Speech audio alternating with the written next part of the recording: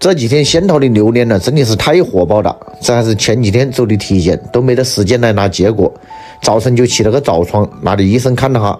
反正我看报告上面呢一些问题，医生却说没得么事，搞得这还是有点不放心了。我硬是恨不得叫医生呢，还是跟我开药。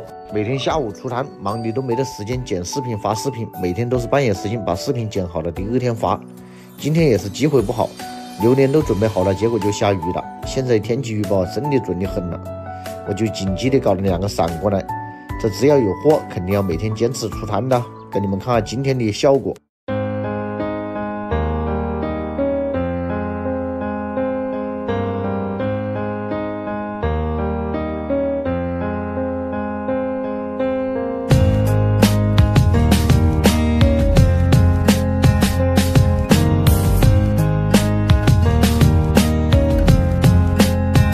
在一开始，当初我还是一个天真而又爱哭的孩子。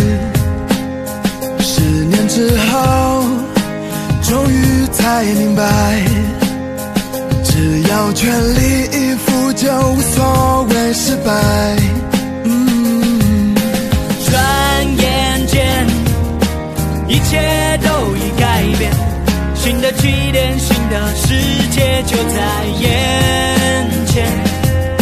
受过伤，也流过了眼泪，为了梦想疯狂。今天呢1个小时就把手里全部卖完了。我准备还搞几天榴莲了，上个新品的，比如圣女果、瓜之类的，或者你们有么家比较喜欢吃的，也会帮我建议哈。我这个小摊支棱起来了，肯定是还是要把它搞好的，你们就知道这是你们自己摊子，还是要帮他多操下心了。因为对于这摆摊来说的话，我还是新手，不是蛮有经验。或者你们有要摆摊的，也会到我旁边来一起的。我这边上位置大得很了，钱总是一个人赚不完的。欢迎仙桃摆摊的朋友们一起啊！